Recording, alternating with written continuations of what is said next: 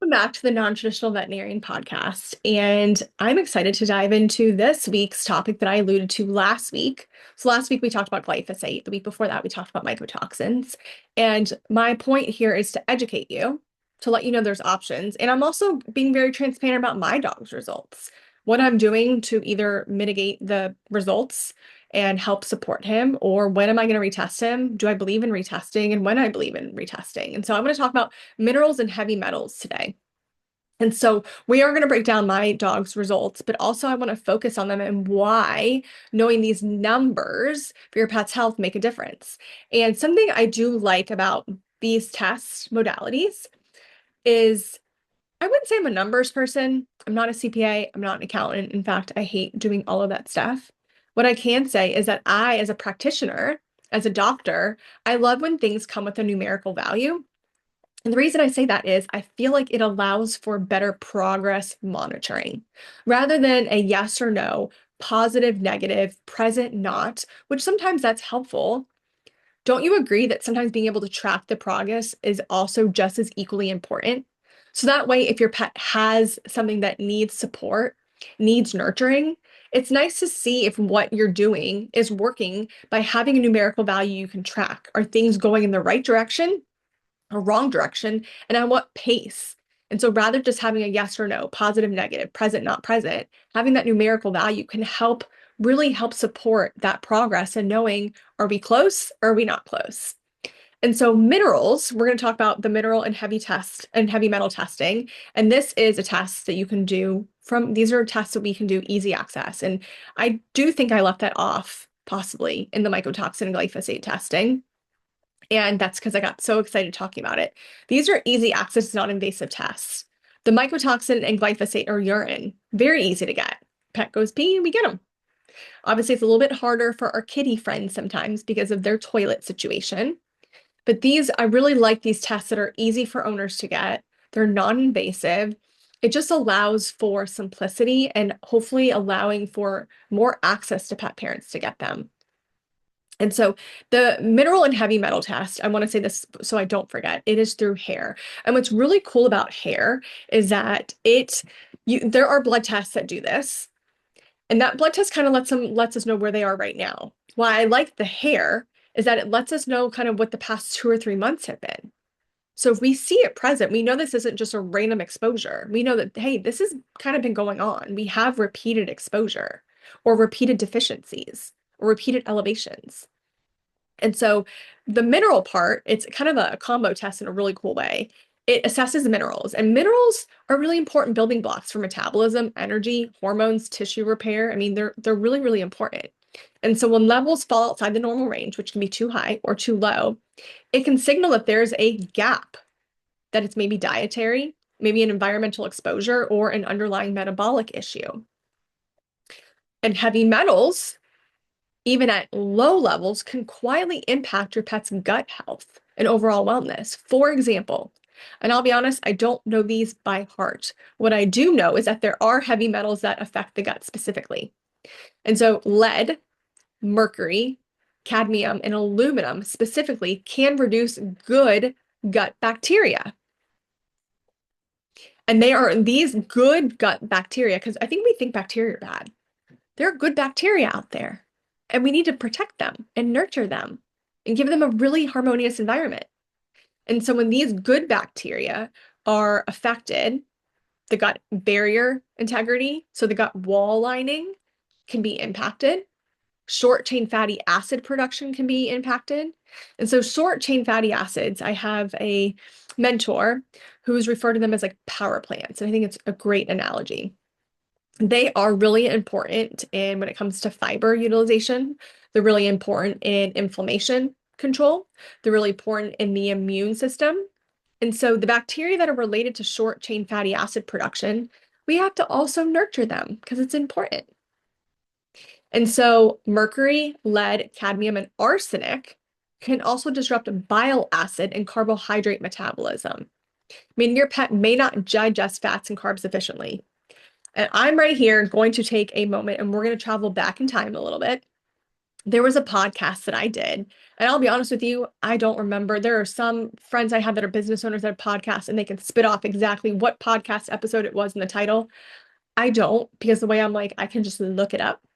And so I do have a podcast episode that I did previously. In fact, let's work through this together, where I talked about pancreatitis and the pancreatitis myth, and is it fat or is it not? And so it was episode, oh man, so not 24, we're scrolling past. It is 23. It was from October 30th. And you can also find it on YouTube. And where I talked about like the pancreatitis myth, that fat gets blamed for pancreatitis a lot. And when I see that, and I've had parents coming to me, I'm like, there's an opportunity for us to make things better, because that is telling me your dog's gut is not being efficient, that we're probably missing really important bacteria, or we have imbalances. And so these heavy metals can absolutely disrupt bile acid and carbohydrate metabolism. And so they're not good at utilizing the fat and the carbs efficiently. And so these are dogs that maybe can't tolerate. Every time I feed them a fatty meal, quote unquote. Now, obviously, there may be diets that I'm like, yeah, that's not really well balanced or thought out as far as a fat perspective. But this may be the missing piece. All heavy metals can contribute to leaky gut, endotoxemia, and systemic inflammation, meaning it can cause added stress on your pet's health. And I really hate saying all, that's an absolute. And you probably heard me say like absolutes I'm a little weird about, because I think things can be fluid. I think your pet's health can be fluid. They are a being, their own little ecosystem that's walking around, that they have minor, like micro ecosystems going on. And so, I have clients who take their pets to the chiropractor and they're like, this adjustment went great. They did great. And they go back 2 weeks later and they're like, they were resistant, didn't go as well. It's like they're fluid too. Things change. They're not this cut and dry, like this pen is blue, this pen is pink, this is an eraser. It's not like that when it comes to their health. It's very fluid. And so when it came to my dog's results, no heavy metals. And I was really happy about that. I am still going to monitor him. I'm not going to do this a one and done. This is something I probably will do once a year. I feel very comfortable with that. But it's something I do want to keep an eye on. He has no heavy metals, and I'm really, really happy about that, because it takes less detective work on trying to figure out where he's exposed from. His boron levels were normal, but they were slightly above the median, so like the average. And so it's not typically concerning, but it's a good reminder that even nutrients within the normal range still have an ideal window that we want them at. And this is where I think like a functional approach comes in. Because how often do we have labs that this is your range, this is where a high and a low, and we want you just somewhere in there. And it's like, well, there's trends. And there's things that like, even though this is the range, is it optimal to be in that range? Like, where is the optimization at for them? So his iodine was slightly decreased. Iodine is really important in thyroid, metabolism, growth, and energy levels.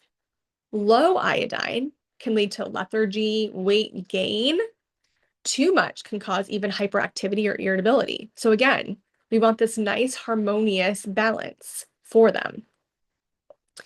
There are sources, fish, seaweed, like kelp and eggs. So sometimes we can come at this from, hey, what whole foods can we add to their nutritional rotation to help with this? Or are we at a place where we have to supplement them with this and monitor? His manganese was slightly decreased. That supports energy production, connective tissue, adrenal thyroid function, and it's found in food sources like eggs, whole grains, nuts, leafy greens. And so why these matter is because a small imbalance in minerals or even exposure of like heavy metals, they can quietly behind the scenes be affecting your pet's gut health, their energy, their metabolism, their weight, their longevity. And so testing helps us catch things early so we can correct them before they have the chance to manifest as maybe it's behavior change, maybe it's a weight change issue, it's digestive problems, it's chronic issues, it's GI, it's allergies, it's etc. But it also can help us fill in the gap, get to the root cause, the why behind these things. So yes, they can be proactive tests. And when we have to be, and I say this very gently, reactive, because I feel like there's different levels of being reactive. It allows us to really get to the reason of the why and how we can really support this pet and you as the pet owner for them. So that way it's not this continuous prescription pharmacy at your house. And we can support them to thrive, not just survive. And so I want to invite you, if you've been listening to the series, it's a series, but it's not a series, for the last few weeks on these tests and wanting to learn more, you're like, oh my gosh, I feel like this is the missing piece in my pet's health. Or, hey, I didn't even know that this was an option. I too really like functional care, and I would love to get this information on my pet. I would invite you to consider scheduling your holistic, integrative, functional vet visit for your pet, where we can meet for an hour in your home and discuss your pet's health. Where are they at? What tests maybe make the most sense right now? What are you seeing? And what I can't say is, unfortunately, I don't have a crystal ball. And I really wish I did to know. And I have pet parents, which tests did I do? And I'm like, I don't know. All I can do is educate you on what each one tests for, how those samples are collected, what are possible outcomes, and how they could be affecting their health. Because I just don't know. If I knew which test would give us the information, trust me, we would cut right to the chase. And I'd be like, don't consider this and this test because they're going to be normal, but this one, I don't know. Now, also, what's really nice is sometimes we do some tests. We start with 1 or 2 or 3, and based on the results will say, based on this pattern, or I'll look at it and be like, based on this pattern, there, I think, is something else going on. I think a lot of pets are exposed to a lot more toxins than we realize because so many toxin exposures can be so invisible. And so being able to have a non-invasive, really easy access way to see what is going on, I think it allows us to be really empowered and influential over their health. And we don't always have to be reactive. And when we are, we can have tools in our toolbox to help support them. And so I think it really allows us to have even more influence over their life and their health. And so the next steps for my dog is, of course, I evaluated his diet, his environment, and everything for any gaps. And I plan to help support him in these irregularities. And I probably will retest him in 3 to 4 months. And then from there, it will probably be 12 months. And the reason I said 3 to 4 months, if you remember me a little bit ago talking about hair, how it's kind of an accumulation over the past 2 or 3 months, is there's no point to retest him before that because it's going to likely show. Now, could there have been an exposure to something that we've removed the exposure and that shows a little bit later on? Absolutely. And because when the body tries to detox and tries to get rid of stuff, hair is a way that it releases it. And so that's why it's a really cool test to do that.